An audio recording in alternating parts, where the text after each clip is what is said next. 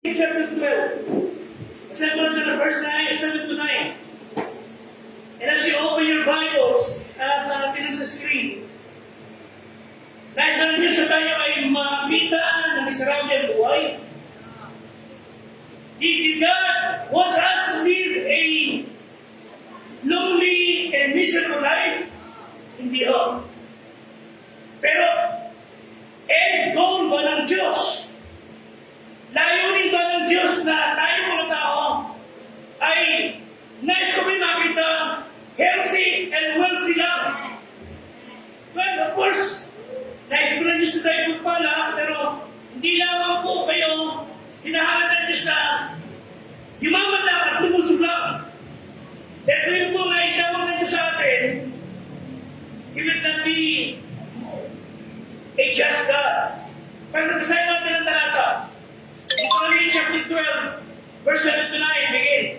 At huwag kayo makain sa lahat ng Panginoon ninyong Diyos, at kayo mag-alala sa lahat ng kalagyan na inyong kamay, kayo at inyong mga sambahayan at sa asat ng nakakalaga sa inyong Diyos. Kung inyong gagawin ayon sa lahat ng mga bagay na ating ginagawa dito sa araw na ito, nang magalingin ng bawat isa sa kanyang makinig, sapagkat hindi pa kayo nagarating sa kapahingahan at sa mana na ilinibigay sa iyo ng Panginoong Diyos. Pagpalain ng Diyos umakin ng salita, magsipo tayo. Ang biyaya ng Diyos sa namin ay sumating sa pangalan ni Kristo na ating Diyos at tagapagligtas. May mga churches o religion na always think, I am wise, I am good, I am okay. Pinaprograma na kaisipan ninyo na huwag kayo magiging negative. Partially, that is correct. Pero mga kapatid, in reality, you are not okay. Marami sa atin dito, about 90% siguro, may problema dala-dala, iniwan dala sa church. At hindi po masama to accept that you are not okay. It's okay if you are not okay.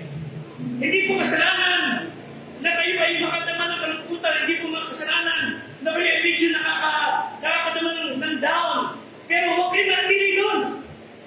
Sabi lang kami lang dito sa verse, I think verse 7, harap tayo, again dito sa verse 7, kakain tayo sa harap ng Panginoon, magana kayo sa harap ng bagay, na lahat ng kalagayan ng kamay, that God will bless everything na mahawakan ninyo, that God will bless lahat ng gagawin ninyo. Gusto na Diyos gawin po yan. Huwag lang tayo, sabi ng Bible sa verse 8. Huwag lang kayong ginagawa ng mga bagay na ginagawa niyo sa inyong lugar. Huwag lang kayong ginagawa ng mga bagay na the things He needs to do para magaling pairamin ng dating ugali. Dahil biyaya ng Diyos wala pa. Ayaw ng Diyos na kayo ay maging miserable. But hindi po layunin ng Diyos na kaya sa natin sa cross just to make you healthy, wealthy, and happy. Hindi lamang po yun ang tayo kaya sa namatay. Amen? Abay, itanong nyo ng layo ng Diyos, paano tayo mga mayayaman dyan ngayon? But God doesn't want you to live miserably. God wants to bless us. God wants to give everything that we need. Amen? Huwag lang kayong umasa na mangyayari sa inyo nangyayari sa iba. Dahil meron sa ibang paraan. Baka nga, gambling Lord yung mga yun eh. Drug Lord. Ito yung praise the Lord. Diba? And sabi ng banda naman, the attitude of many is, ako miserable ko. Hindi ako naniniwala. Ang nais na Diyos ay umaman ng lahat ng tao. So, I choose to put off joy. Para sa leader ng reliyon, binigyan siya ng first class sa hospital. Leader ng isang religion. At sinasabi niya na, tayo magsakripisyo kagaya ni Kristo, magdusa kagaya ni Kristo, yung first class hospital, petanggayan natin ang aircon, petanggayan natin ang magandang kama, petanggayan natin facilities, at lahat ng hospital, pasyente hindi natin naroon, natutulog sa sahig. Walang magandang lugar. Kaya sinabi niya, lahat kayo magdusa, ito ang ginawa ni Kristo. Kapulahanin po yun. Hindi po ganun ang gusto ng Diyos. At kung siya mamatay,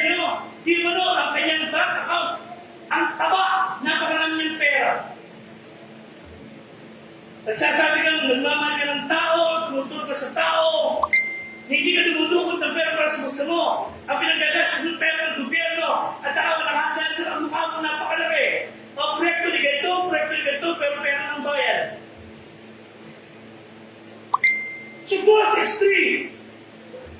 Ayaw ng Diyos na sabihin sa inyo, pagiging kasalawa, yayaman ka, umulan ka, lalakas na.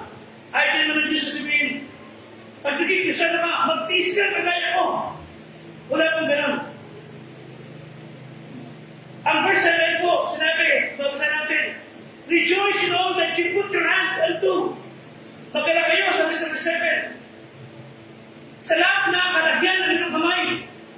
Ano na ginagawa niyo, whether sa inyong bukid, whether sa high-end company, magkala kayo na anong gawin ng kamay ninyo, ay pagpalain. Whether na tindahan o SM man lang yan. So rejoice in all that you put your hand, and ye in your household.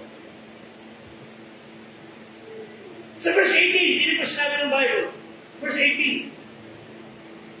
Masa, kundi yung kakanin sa harap ng Panginoon, sa tapong pipiliin ng Panginoon Diyos, kakanin mo at iyong anak na lalabay, na iyong na lalabay, na nibigyan na sa loob ng iyong mga pinuntan, at kaghalapan mo sa harap ng Panginoon Diyos, ang lahat ng kalagyan na inumay. In short, just enjoy whatever your hand finds to do. Ano man mas kung gawin ninyo para sa Diyos, magana kayo. So, rejoice. Para sa mga tao na kinakarit ang pagkasinamang araw-araw, you will never be happy. Para sa mga taong pabago-bago ang mood, na parang basta araw kumibra, dugo magatiin, naaasar ako. Okay? Pagka ganun ang ugali natin, na parang napakailan ng pakisamahan, you stay there, and you will never flourish. Hindi ka umunlad. Hindi ko sabi, naging tawa ka ng tawa, e baka tagamang nalulog ka. Ilagay natin sa lugar, mga kapatid. Ikaw yung tao, pag nakita ng tao, you are like a medicine. Meron sa Bible dyan, hindi naman mabasahin, pero a merry heart doeth good like a medicine. It's a Bible's proverb. Ang masayang puso ay gumagalaw na parang gamot. Okay? Ano ka ba kung nakita ng tao? Ikaw ba yung epekto ng gamot o yung nasa ng gamot? Kahit ano sabihin nyo, wala pong masarap na gamot. Ang pait. Pero, are you the effect of the medicine? O kayo yung lasa ng medicine? There are people na talaga ayaw makita. Bakit? Nakasimamot maghapon. Basta trip niya, sumamot siya. Wala ka makita ng magandang nakaato sa kanya. Pag ginamit mo magandang umaga, ano maganda sa umaga? Ganun ka agad. Nakasingal parang pitbull. Nakasingal, nakaangil. Gusto ko ng Diyos. Ngayon para sa ating panahon, magkaroon kayo ng good life. Good life in a sense na good sex, good food, good time, na sa pag nakikita ng tao, gumagaan kayong kalooban. And mag-aral na kayo ngayon. Magkaroon na kayo ng damdaming, you will make somebody happy. Na pag nakita kayo, gagaan na kayo ng kalooban, hindi ko kailangan magbigay kayo ng pagkain, o pera, ano man, maganda ba kayo?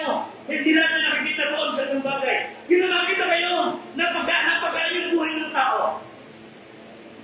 Feeling entitled should not be in any Christian. Walang ganon. Ang bida sa ating buhay dapat si Kristo. Yes, may pinagdadaanan tayo. Kaya pag sinilera ng tao, tumayo muna ha, tatanong usap. Sumunod ka na. Dahil baka mamaya, ikaw na sumang araw. Pero may mga tao, basta pinakita mo, gumagana ng kalooban mo. And Israelites were not to postpone their joy. Nasaan na kayo magiging masaya? Sabi ng Panginoon, rejoice now. Magana ka na ngayon. Bago kumanin nyo, manahin ang kapayapaan at kapahingahan. Sabagat alam ng Diyos na ang puso ng mga tao ay napakadaling magbago. Magana ka kayo, sabi niya. Ngayon, so in application, ano ba hinihintay natin para kayo ay magkaroon ng magandang araw? Ano ba hinihintay natin para kayo magkaroon ng masayang araw? Ano yung kondisyon na gusto nyo para ayan, magkaroon ka ng ngiti, pansamantala, mapagaan ang buhay ng mga tao. Ito ang mga problema ng ilan. Para sa kanila, I will never be happy. Kapag, magiging masaya lang ako kung ito yung mga ilang kapila na iba. Na actually kapila na kabalbutan. Una sa lahat, sabi nila, I will be happy when I have something. At pag nakuha ko na ito, magiging masaya na ako. So pag wala ka pa lang, hindi ka magiging masaya. Your life will be miserable. Luke 12, verse 15, yun sa ng Bible. Luke 12:15. So you will be happy when you have something. Basahin siya ng Bible. Sige. Sabi niya sa kaya, mga kasuleyo at kayo tuloy na sa pagkalan ko yung tawag. Hindi sa kasaganaan ng mga bagay. Ang problema sa nandun salita, na ako'y magiging masaya pag meron ako nito. That will never have your joy full. Bakit ito? Wala kang kasiyahan. Ang tao kailanman hindi nasiyahan. Wala siyang kasapatan. With all the deliveries ng mga position ng mga delivery riders, lahat makita mo sa mga shop, pinawala mo na, ando na lahat sa iyo. Ang tanong mo, masaya ba? Namusubik ka nga eh. Di ba? Kita mo, in-order mo ganito, pagdating doon, wala. In-order mo, hindi mo nga nabubuksan. Ibig sabihin, you have everything you have. And yet, you are not fully happy. So, I will be happy when I have something. It is clear. Sabi siya, the secret to joy and lasting happiness is not having all things we want, but rather being happy with the things you have. Amen? Di masaya ka kung meron ka at tumahari, magkaroon na wala ka pa. Oh, gusto ko may iPhone 15. Gusto ko meron ng iPhone. Eh di mag-ipon ka muna. Mag-iPhone. Bago ka magkaroon. Dahil pag lumating gusto siya sa iyo mamaya, naiinis ka na naman. Dahil kaawin mo meron, ikaw wala pa. Again, the secret to happiness is enjoy and be happy with the things you have. Amen? Because of ba ako? Maging masaya kayo kung anong meron kayo ngayon. And work hard and save and work para makuha yung gusto nyo. Pero maging masaya kayo sa meron na kayo ngayon. Kung ano meron ka. Ito mga sumasama tao, minsan, hindi sila naging masaya, hindi katiting. Pag meron siya ng baka na wala pa. Kung may magandang nangyari sa kapwa niya, hindi siya naging masaya. Ang tanong ko, kaya ba magiging masaya? Pag ito ako yung nakita niya pinagpapala ng Diyos. Kaya ito magiging magkaroon ng batang puso. Kaya ito magiging magpapasalamat sa Diyos, Panginoon. Salamat, pinagpala mo siya. Pagkas karamihan sa mga tao, at nakikita sa mga Krisyano, nagkinitig na kalooban nila. Pag meron magkita nangyayari sa kanyang kasama, kung sino man. In fact, masaya sila na makita ka mamatay. I will be happy when I have something. Kalimutan nyo na, you will never be happy. If happiness will be found sa mga mga bagay, abay, napakasasaya na ng buhay ng mga tao ngayon na nagpapakita ng kapag ng pera, ito, kita ko na, dito ka lang, dito ka lang. Niloloko lang ng mga tao. Alam, meron pa ng bansa na walang lamok. Meron pa ng bansa na walang ahas. Pero pag nagpunta ka ron, hindi ka na magiging masaya. Hanggat hindi mo nagbabago ang puso ng tao, walang magiging pagbabago kahit sa sanaro. Inalis ng Diyos si Cain doon sa Garden of Eden. Pero hanggang ang doon yung puso na Cain, naghahaman at sakin, magkasama puso, hindi siya naging masaya sa kanyang pinuntahan. Ano sabi ng Proverbs 27:20? Proverbs 27:20. Hindi po sabi ng Bible. Basa. Ang impyerno at kapahangkan ay hindi nasisiyahan kailanman. Ang mga mata ng tao ay hindi nasisiyahan kailanman. Isisi na sinungaling, tao Biblia. You will never be happy. Never.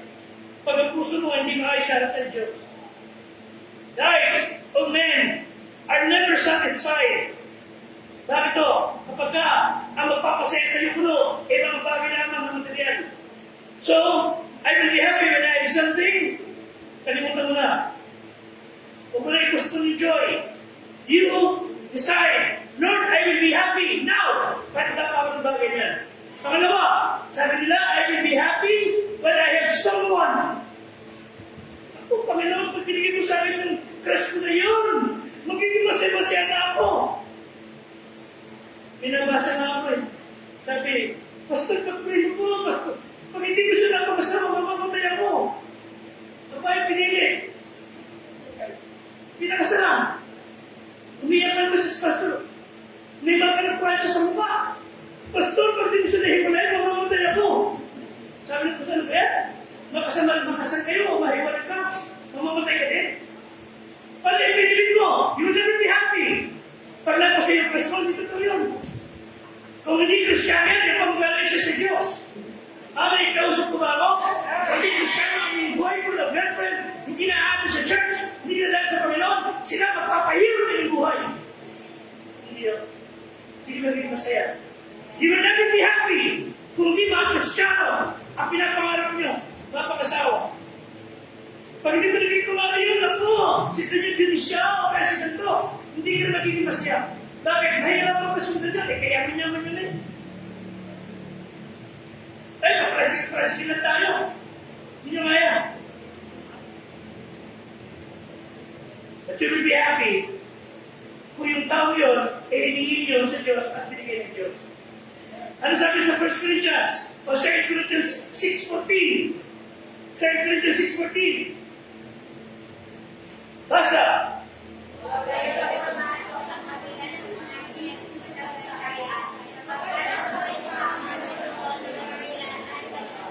Ibig sabihin, huwag kang papatol sa hindi Kristiyano. Kristiyano sa Kristiyano mo, Pastor, ang pogi-pogi. O, Pastor, kailan na ganda? Kung di Kristiyano, mga pare, wala kang galing sa Diablo na maganda. Satan's best is God's worst. Gusto ko kumisin? Bago may paligaw, paano kayo sa amin? Sa magulang, sa pastor. Ipapakita ko sa inyo ang halimbawa ng mga taong pinili, na mapakasawa yun. Ipapamukha ko sa iyo kung gusto mo mangyari ng buhay. Pakikita ko sa iyo. Sa kanamanda, ang buhay na maganda na pinili mo ay kalooban ng Diyos. I will be happy when I have someone. Minsan mga kapatid, nagkaroon na naigit. Yung magkakapatid doon ay magkakasundo. Pero yung magkakapatid dito hindi magkakasundo. Mga kapatid, hindi mo kaya mahalin ang kapatid mo sa lupa. How will you tell me, mga Diyos? Ay, nagkawas mo ba ako?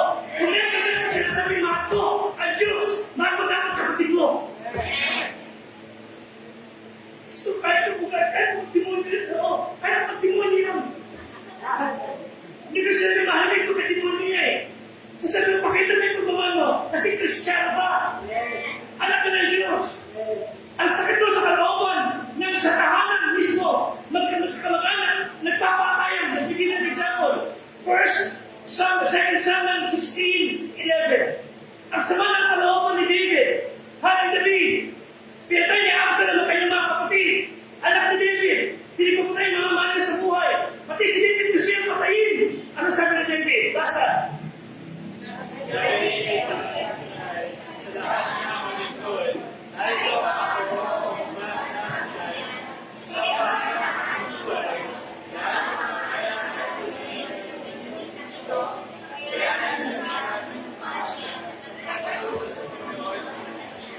Anak ko, lumabas sa akin, sinapupunan. Ay, hinahanap ako tumatay. Nakakalungkot doon, may mga magkakapatid, magkakaanak, magulang, anak sa magulang, nagkakaroon ng magpatayan sa isa't isa. God forbid! Na nangyari sa akin yan. Tapos sa rinig ko, mama, nasakitan at mumahangan. Hindi mo natin pwede mawa sa usapan. When David was betrayed, was his closest friend. Ano sabi ng Bible sa David? Psalm 55, verse 12.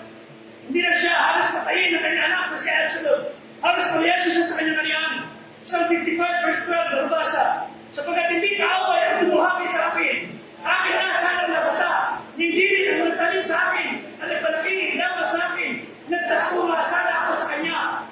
kaibigan. Kundi ikaw, lalaki na kabaya ko, sa aking kasama, aking magaling na kaibigan. Ano sabi? 14.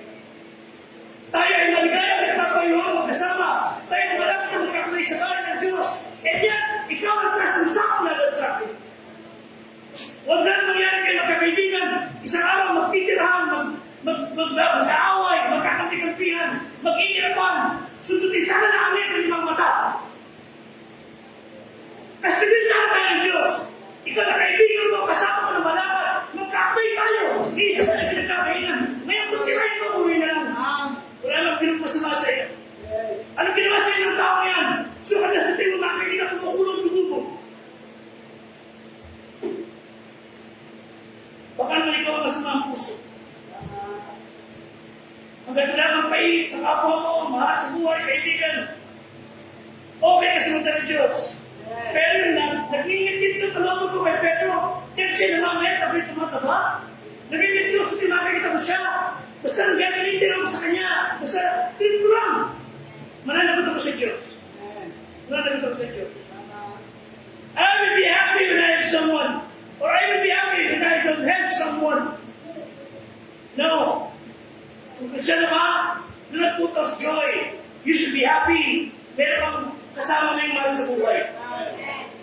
Ang sabi ng Bible, huwag kang magiging maligaya kung iyong kaaway ay nakahamak. Huwag.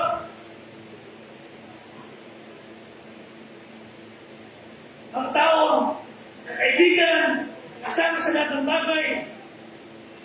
Pero alam niyo, huwag niyo sabihin na ako magiging masaya pag naging kasama mo na siya. Ang Kristiyan tunay, kumpleto ka na. Colossians 2:10. No one can complete you.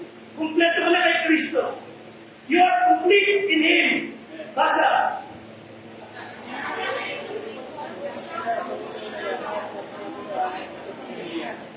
Puspus.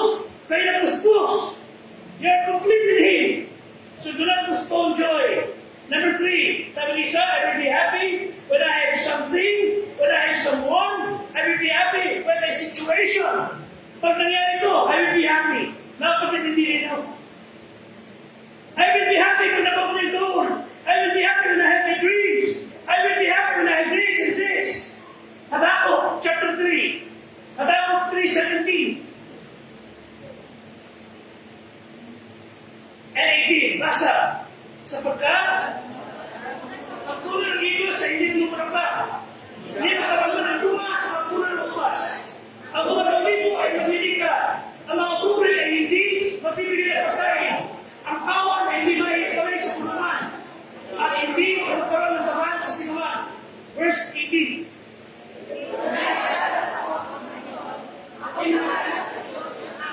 Ito siya sabi, walang bunga ang halaman, walang bunga ang bukid, walang anak ang mga alagang biig, walang magandang bunga lahat ng iyong trabaho, walang nagkakalugi-lugi. Ano gagawin mo? Magpumupo ka? Sabi ng Panginoon, magkala ka sa Panginoon. Magkala ka, Panginoon, hindi man ako pinagpala ngayon, hindi mo ako senso, pero I rejoice mo yung pamilya mo.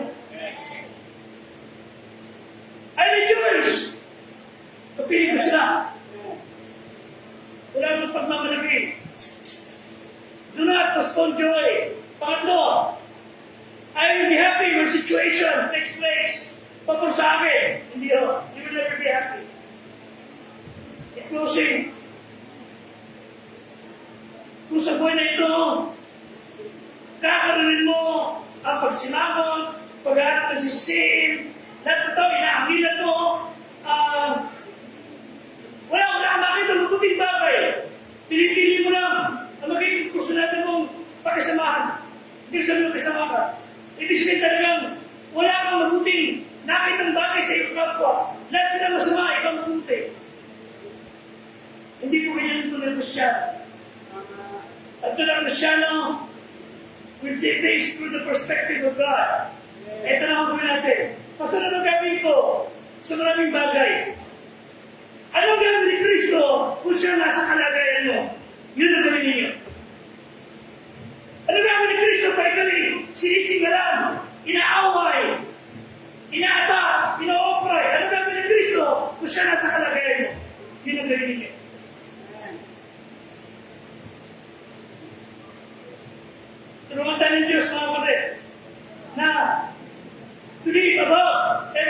circumstances.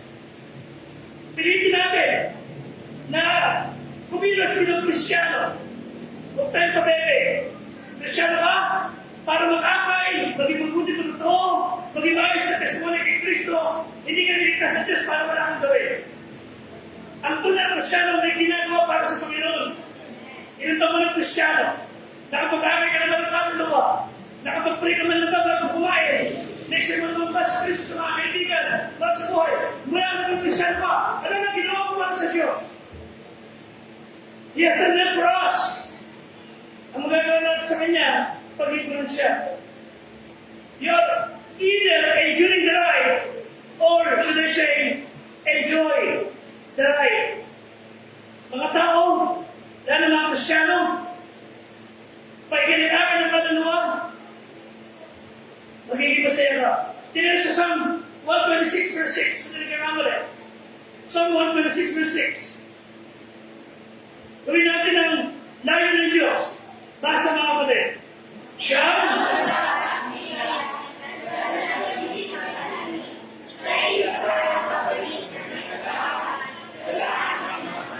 when you're sincere, Lord, please, tulong mo kumakit ng tao ito. At dahil nakita niyo sa sincere na ito, akay mo siya, uwi kang may kaganakal. Madalas siya nangyayari. It happened to us last time, isang araw. Dinala namin isang principal. Masama pa yung kalagayan. Nagtatrime rin siya, hindi niya mapigil.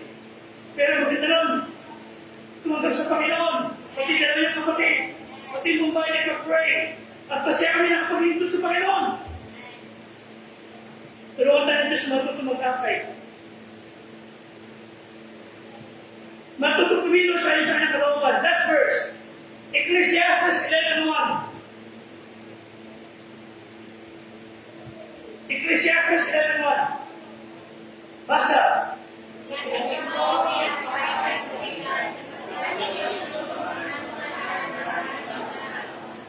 Verse 8.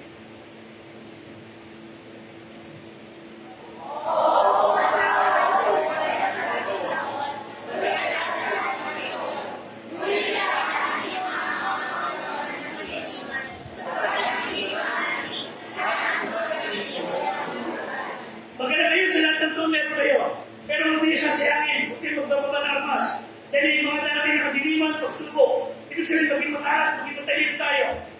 12 verse 1, nagkakamali. Ito na last verse, 12 verse 1. Ito, gusto nyo sa atin na, basa.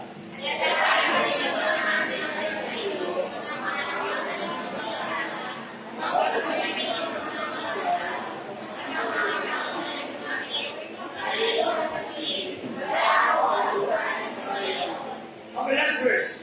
Last verse ng chapter 10. Ito bilang sa atin ng Diyos. Ano yan?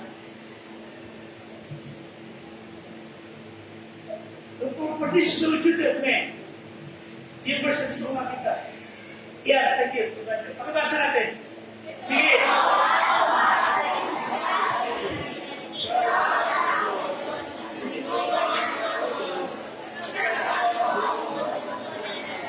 Okay, ito na ang bagay. This is the all things. Fear God, keep His commandments. Sabay ito, ang pupunan natin sa Diyos. At tapos sa Diyos, hindi ko kayo utos. Yun po ang gagawin natin. At ang mangyayari dyan, when you start to enjoy life now, and be a blessing to others, huwag kayo hanap ng ibubutas, huwag kayo maghanap ng ititira, huwag kayo hanap ng kapintasan. Marami kayo magagawa nun. Pero pati kayo, lulubog. Habang kumukuha ng putik, ginagawa mo sa mga tao. Kumukuha ng putik, ginagawa mo sa iyong mga karman sa buhay. Habang nagtatapo ka ng putik, wala siyang nalalagyan. Ikaw, lumulubog sa sarili mong putik. Do not do that. Change your attitude. Now, I want you to see this video. Panorin niyo sandali. Before we close.